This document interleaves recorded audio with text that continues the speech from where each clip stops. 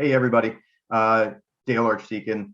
I am interviewing my friend Lee Adkins here from Amplified Solutions. And the reason that I wanted to interview him is that, in primarily I focus on lead generation, lead conversion, sales, all that kind of stuff, right?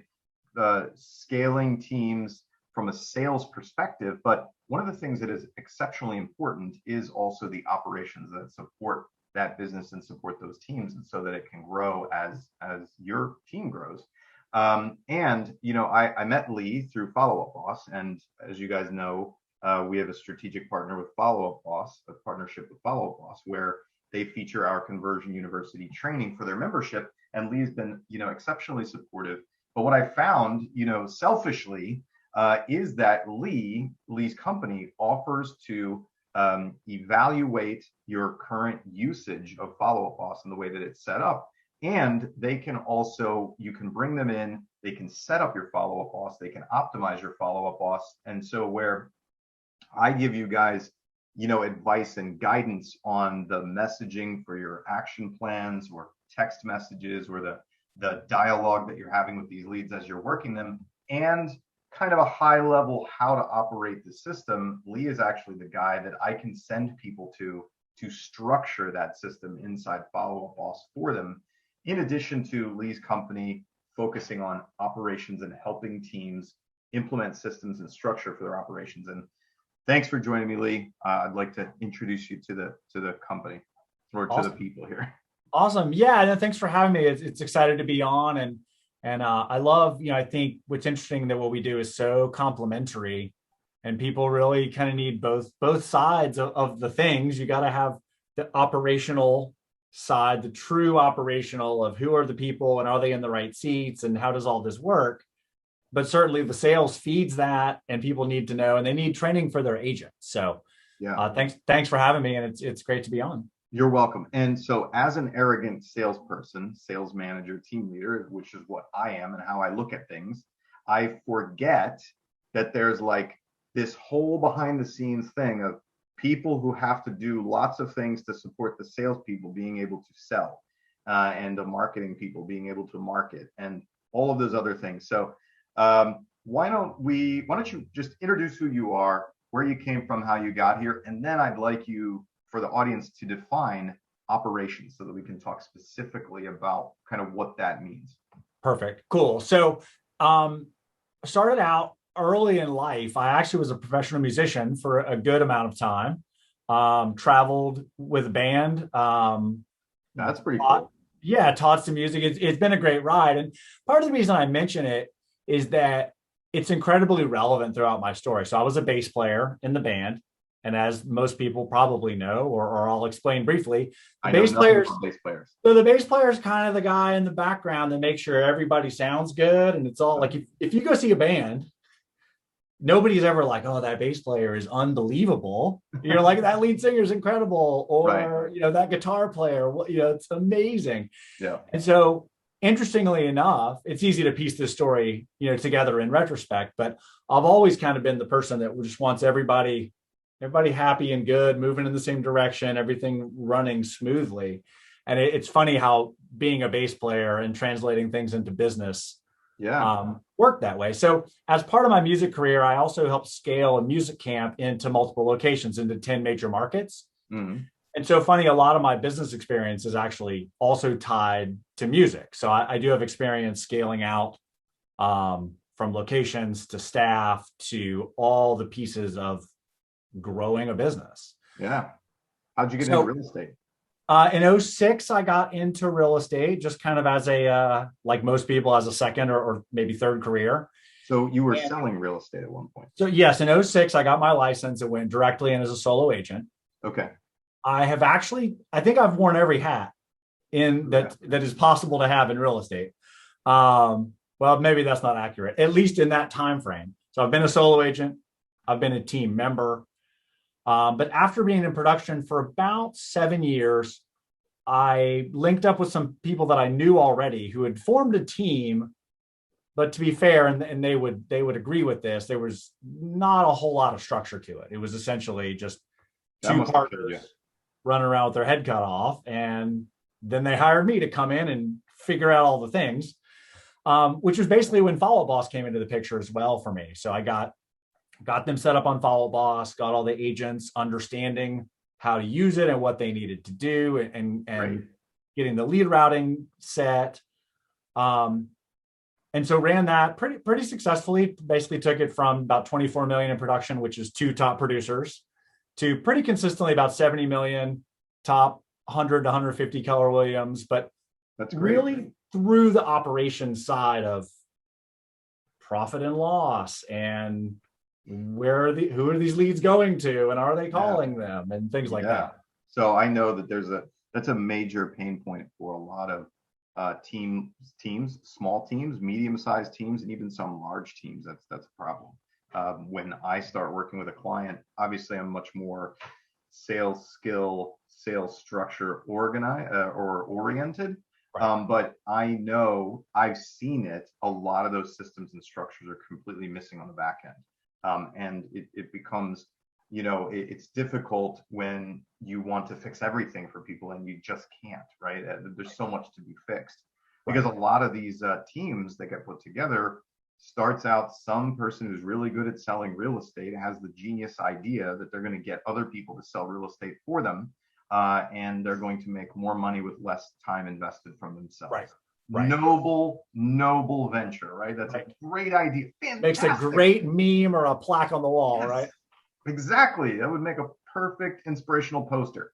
Problem is, all the stuff that you do, right? All the things that you help, all the structure and support that they need isn't in place, and they don't know how to do it, and they're not really good at it. So that's why I wanted to introduce you to my audience and talk about these things. So let's hear about your company, right? So very quickly, as I started doing this for this team, I was more involved. To be fair, it was around the time when, Facebook and more social media was a little more kind of ubiquitous. And, people started to say, wait, what do you do? Like, you help people get the right people in the right seats, or bring on an operations person, or set up their CRM. Like, what are all these? What are these nebulous things that you do?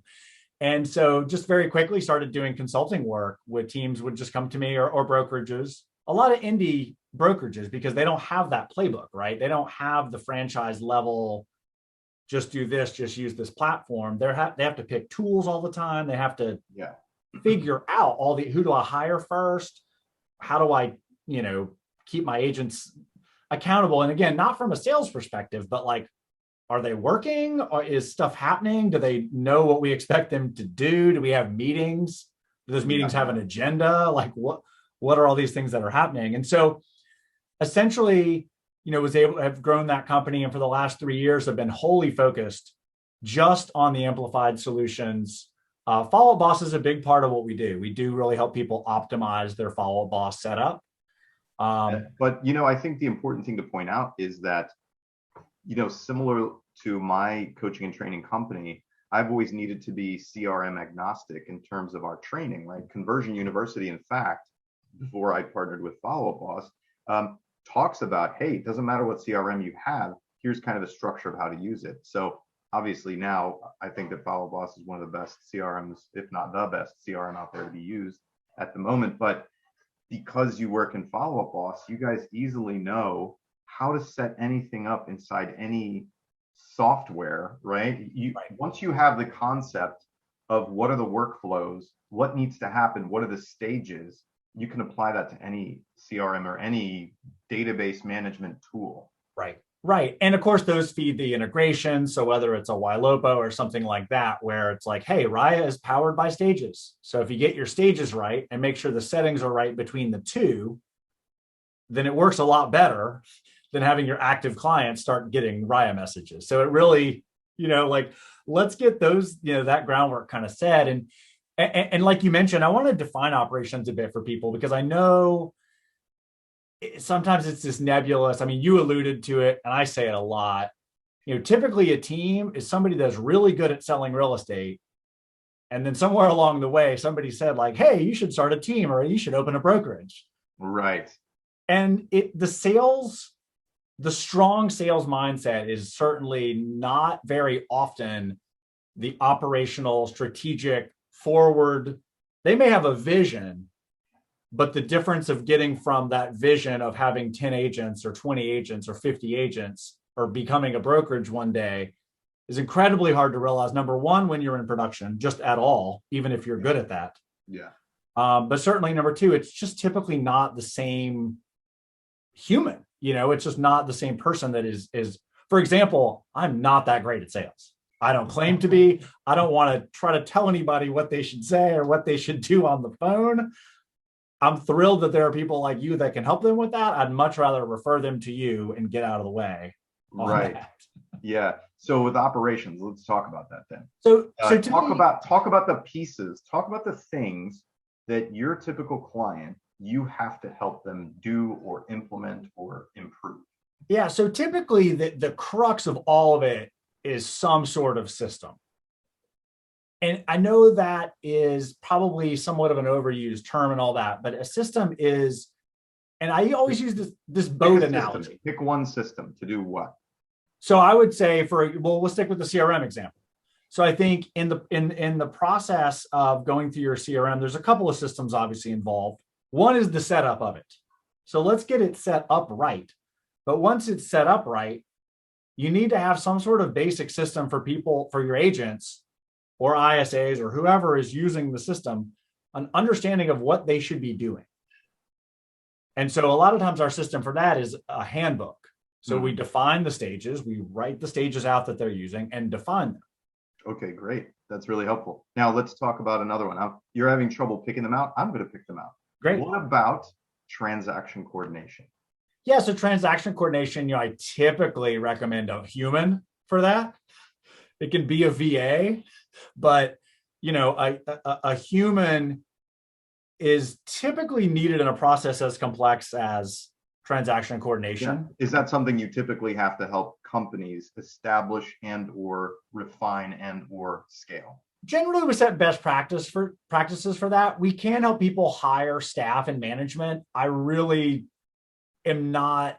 They can identify the transaction management system that's right for them with our guidance around what they're trying to do. Are they an attorney review state? Like there's a lot of nuance, especially working across state lines. Yeah. What is that system? How do agents turn in contracts? How does all of this flow? How do you hold the TC accountable that they're sending out the letter to your clients? Yeah. Do we have a system for reviews? Yeah. How do all these things happen? Yeah, all of that stuff. And what about, do you get into, and I'm just going to use the bucket phrase of, what's it called? HR. Like, yeah. The training stuff, the support systems, the contracts, the who are you, where are you at? I'm assuming that you help teams establish these things if they don't have them, or create their own libraries, or get these things implemented when they don't have them. And I know most of them don't have them. Right. Yeah, we do. My best case scenario is always that company has an assistant or an operations person or somebody who is dedicated to executing this, and ideally working with that person to have some of our best practices, to be able to just have a sounding board. You can't imagine how relieving it is for some of these operations people to be like, oh my goodness, I can talk to somebody that understands all the problems I have with these crazy people. I can talk to somebody who knows this stuff is important and we have to pay attention to it. Right. But to your point, I mean, I'd like to think that as much as we have best practices and are focused on scalability, whether it's counseling an owner to be a little more operationally minded and get some basics in play, just the fact that, hey, maybe we need to make some videos for your agents on how to log calls and follow boss. Like what is, as simple as that. But again, ideally could be elevating an assistant to an operations person. It could be, but again, best case, they've got someone dedicated to doing this is where we're generally most effective. Okay. And then they'll come to you. Typically they have an operations person, they've got some agents, and then they're coming to you to say, I don't know where to go from here. They want to shove 10 more agents in the front door this year, and I can't handle that. Right. something Right. like Are that. they going to have a manager? Are they going to have, I mean, again, part of the nuance is that we're listening to what they're trying to do. Do they want to be a brokerage one day? Do they want to have multiple locations? What is the plan? And then backing into a growth strategy. Something I do a lot with people is like a 5-year org chart type of thing. So like, Oh, okay. what does this look like? Are you going, do we need a sales manager? And obviously would lean on somebody like you guys to potentially train that person.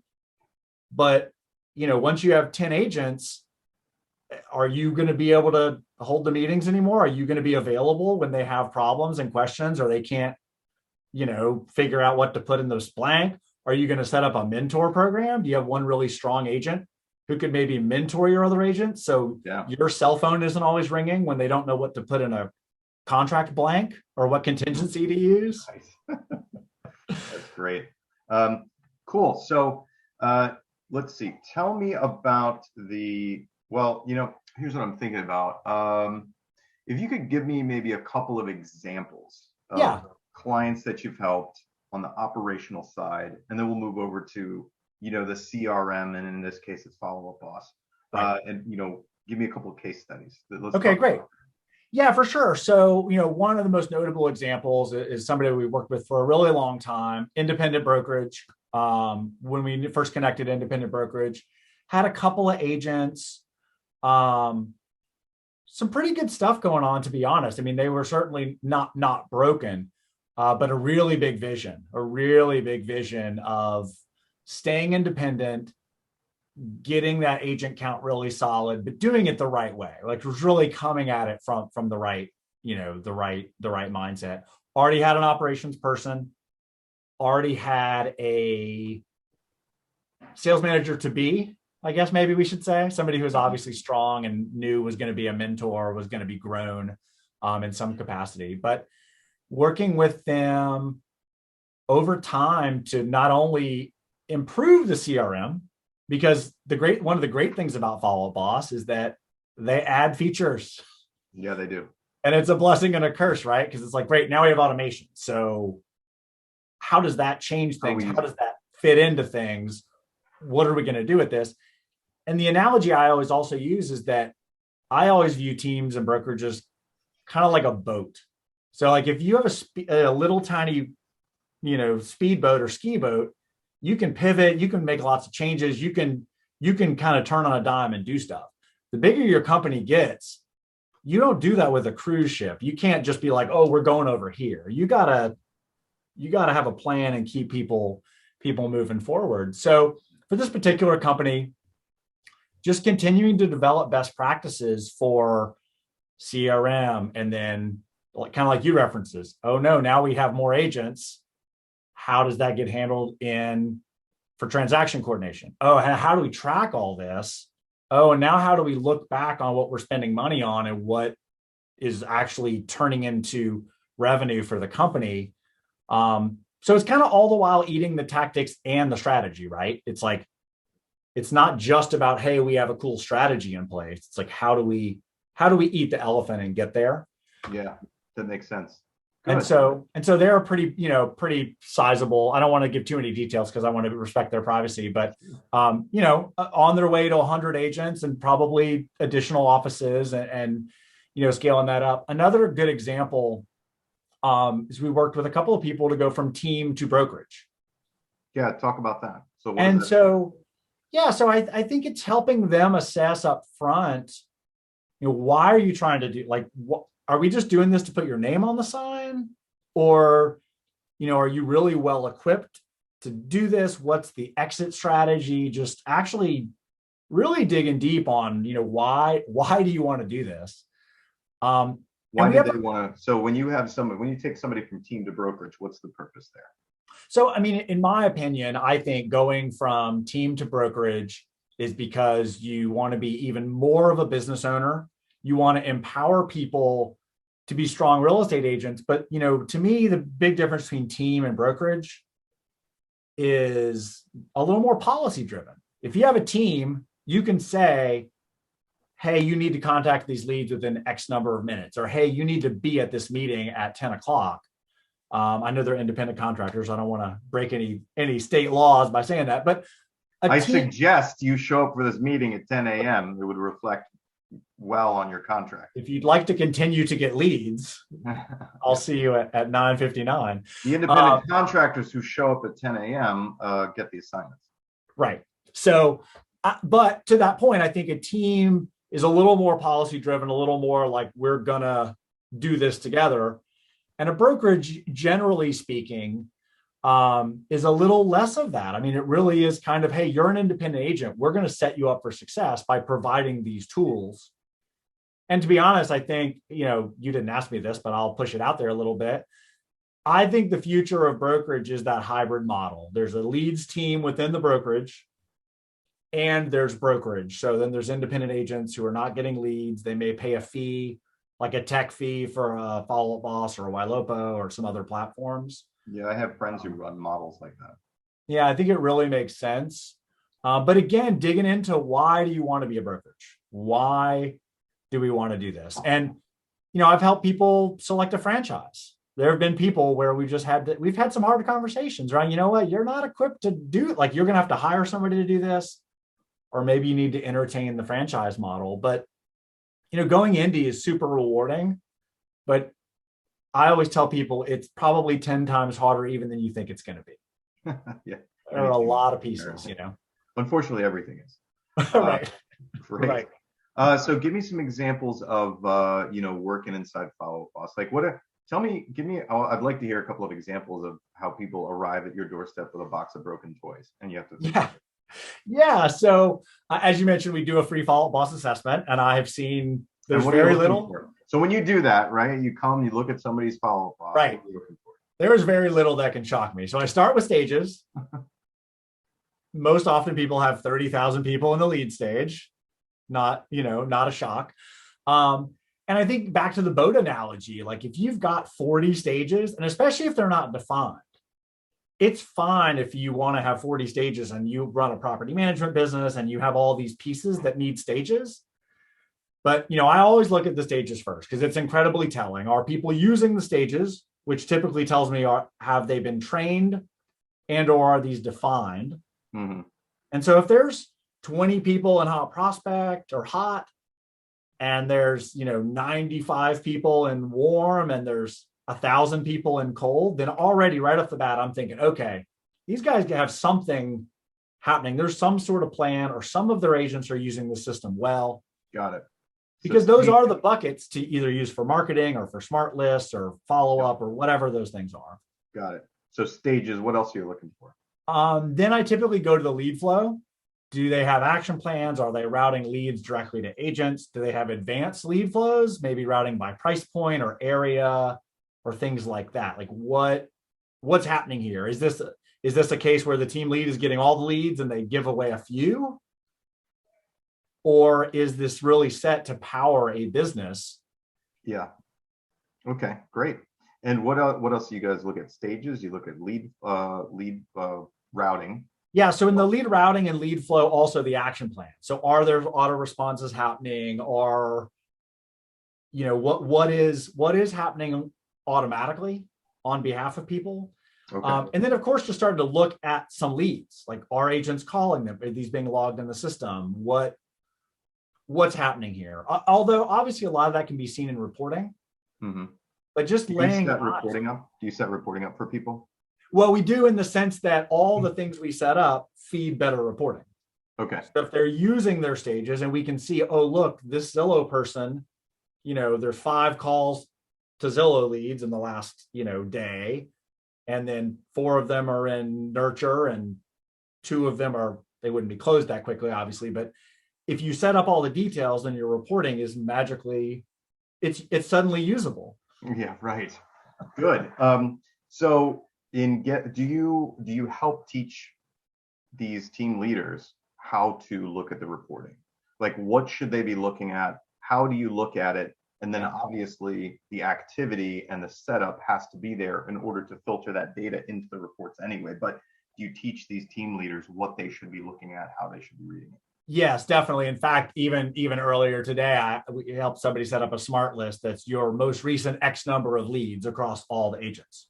Okay. So they can just go through a smart list even and see, oh, these people being contacted, what is happening here. But absolutely. And to that point, empowering the leader and or the operations person to do that, that's what gets me excited. Like it's truly teaching them to fish instead of just saying like, okay, we got to look at the reporting again. It's like, let's learn from what this reporting is telling us and where to spend our money and what's agent training versus spend versus, they just don't have a plan. They just don't know that they're supposed to call these people, or they don't have a script to call these people. So great, let's get them to Dale so they know what to say, so they make their calls. So they feel comfortable enough to actually do what they're supposed to do. Right.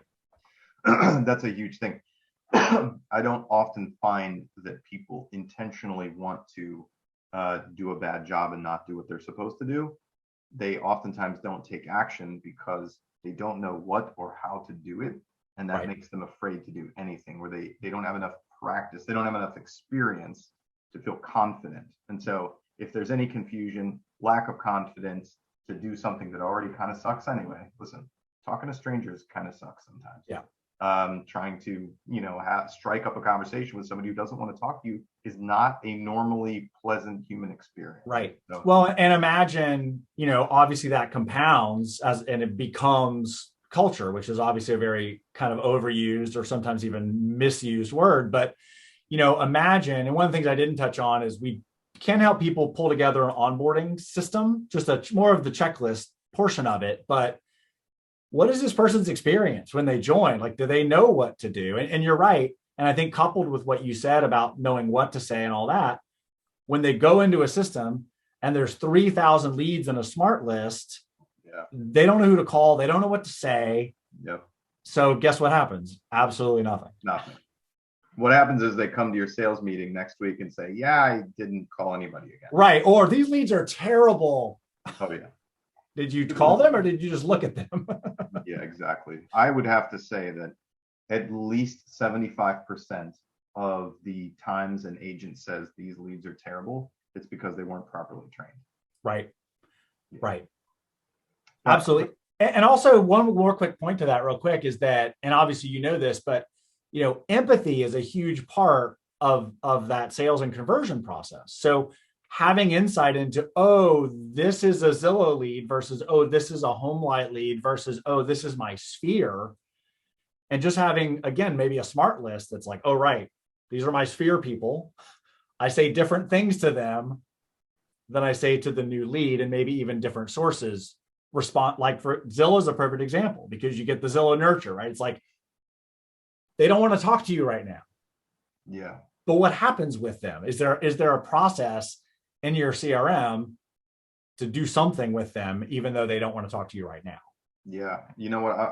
I can testify to this personally. So for several years, I was a hardcore outbound prospector, FSBOs, expireds, old expireds, withdrawns, for rent by owners, like everything, just hammering it, having 20 to 30 conversations per day, looking for appointments, setting appointments. Here's the problem. I had no CRM. I had no nurture campaigns. I had nothing, right? Nothing set up. And so the only thing that I could do is I could only eat whatever I was able to run down and kill, right? And I left so much business. I left so many opportunities undone because I didn't have the mindset or the desire to screw around with setting one of these systems up. Now, obviously, I've gone and done that to run ISA teams and to scale ISA teams.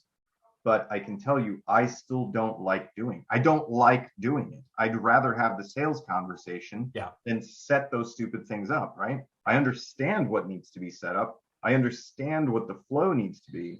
But having somebody like you who can actually do those things, execute those things, is invaluable for people. Well, and I think, there's two quick points that come to mind when you say that. Is number one, what would it look like? I know a lot of us aren't in this position necessarily, but what would it look like if we had that first and then we added people? That would it look? It'd be magical, wouldn't it? What if you actually had a follow-up boss handbook that you could give a new agent that joined you and they were like, oh, wow, I know what to do now. Yeah. It's kind of hard to build the hospital around the patients. I understand. Right, for sure. And then the other thing, that I think is huge that is starting to kind of finally become a conversation in the industry is that your CRM is your exit strategy, right? You could sell it to somebody. You could be acquired by someone if you actually had a CRM that had notes in it that said, this person is a whatever, or this person's a seller, or this is my buyer from 2015. So we should throw them some seller type of follow-up 5 to 7 years later. So I think not enough people, I guess those are both begin with the end in mind type of things. But again, if you're a good salesperson running hard, you are not focused on setting that stuff up first. So we get it. Yeah, it is. It's not one of those things that salespeople oftentimes think about or even want to entertain or deal and it's with. not sexy, right? It's not fun to the good majority of those people. It is not sexy. No. Like, you want to, I understand the mindset of salespeople. You want action, you want momentum, you want to close the sale, you want to get a yes, you want to make things happen, right? You're like, CRMs don't give me a paycheck. Do you know what I mean? Checklists and spreadsheets don't give me a paycheck. I get that. Right. The problem is, you and I both know, and fortunately we have people like you who can cover that stuff, is that you've got to have that CRM, you've got to have that checklist, you've got to have that structure to facilitate you selling more than just enough houses to pay the bills. Right. And how much better is your life if you do have a process to turn in that contract and get it off your plate? Right. If you actually can say, cool, I got it, I killed it. Now you help me eat it. I'm going to go kill some more. That makes sense. I hate to admit this. I was that listing agent at one point, just operating, the one-man show, with literally signed listing agreements sitting on my desk for several months that have not been turned in. Right. So, I get it, right? I am not abnormal. I'm sad to say, but the first step to recovery is admitting that you have a problem. And I had a problem. Yeah. So that's it. I mean, because I was like, man, I just need more business. I can't, paperwork isn't going to get me paid. I need more people to say yes. Right. And my wife was like, you idiot, you can't get paid until the paperwork gets. I was going to say, except paperwork does actually get you paid, but. Right. Yeah. She's like, no, what? Why are you getting more listings when you're not marketing what you have? Like, go market it. Right. Yeah. I'm like, no, more business. I got to get I just got to win the listing. And then. Right. Yeah. Exactly. But I mean, let's be real. People need both. You can't run a team. I could build the most unbelievable back-end operations for somebody. And if nobody's going to go on the appointment, then. If nobody goes and gets the business to stick into the machine, that is a very beautiful non-functional machine. When I started with the team, I'll just give this quick example. When I started with the team here, pretty much what I said to the two owners was, you guys keep paying for the party and I'm going to figure out all that. Let me wrangle all this, all the other people and the tools and the platforms. But they had to honestly just keep doing what they were doing. And I'll be real, like we had great success with that, but some of it was luck, right people, right time. It just, that is still always a component. I'd love to tell you, I came in with this unbelievable flow chart and we just implemented it. No, here's what happened. Probably, if I were to put words in your mouth, and it's the same thing that I've gone through in helping people build teams. Is the first few times I hired ISAs or built an ISA department, it failed miserably, like down in flames. Like that was a huge waste. However, learned a lot and iterated and was able to figure out, oh, got it. Okay, well, that broke. It was broken. I made another one that didn't work. Let's try this. And then got it to a certain point where over time, you develop the knowledge and the techniques and the strategies that actually do work. It's like evolution, right? Yeah. And I think that the bad news is that's the only way to do it. That's the only way to do it. Exactly. I mean, part of the reason we've had success is that we've done this 100 times with the couple of hundred different people. It's not that I have this, magical brain that can just put all these pieces together. It's saying, you know what? I've done that in 5 different ways in 5 different markets and it didn't work. So we're not even going to talk about it, next. So it really is about what we're learning not to do.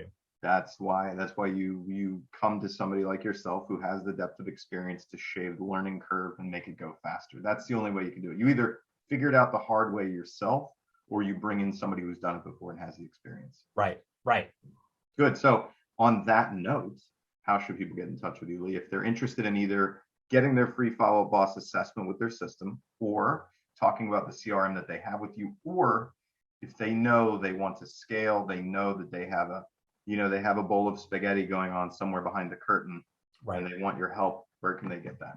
Yeah, so our website is amplifiedsolutions.com. It's pretty much got the answers to all that. You can schedule time in there to talk with me if you just want to talk through things. And there's just a button to get a free Follow Up Boss assessment. You can put in your info. Typically what we do in that as well is we actually score the setup. So you'll actually get kind of a report card, for lack of a better term, that just says like, hey, you're here. And we want to obviously honor people's privacy. But we are starting to get to a point where we can say, hey, you're a 6 and most people are like a 5.2. We want to be really delicate with that. But, people always kind of know where they want to know where they stand with stuff, or what are other people doing. So amplifiedsolutions.com is the easiest way to learn more or connect or just set up a call with me. My email is lee@leeadkins.com. Lee Adkins, which is ADKINS. The website will also get you there. Excellent. That's great. And then of course on social, anywhere we're Amplified Solutions all across on social. And obviously they can find you in the Follow Up Boss Success community. Which, yes. You guys are very active in there. You are, what's the cadence? You're doing training inside there. You have a couple of features that you do where people can come and learn from you. Yeah, I'm glad you asked about that. So I host Follow Up Boss office hours in the Follow Up Boss Success community, also as a webinar every first and third Thursday, typically at 1:00 Eastern. And they're designed to be, ultimately, we want the first week to be a little more tactical. Just recently, we did one that was Follow Up Boss Basics, and we went through stages, and we went through tags, and we went through some best practices. And then I try to make the third week session a little more strategy, or bring on a guest, or just talk a little more. Because like I mentioned before, I feel really strongly that you need both. Yeah. And so it's finding that balance of when are we tactical, when are we strategic. Those recordings are also all available on the Follow Up Boss YouTube channel. There's an office hours playlist, so it's pretty easy to find all those past episodes as well. Okay, excellent. Well, Lee, thank you so much. I hope people got some good information out of this. And I know that we certainly have some Follow Up Boss users who will probably hit you up for some help, and some team leaders who may be looking for some operations guidance. That's great. Thanks so much, Dale. It's always great to connect with you. Yeah, you too. Thank you. All right, man. Take care.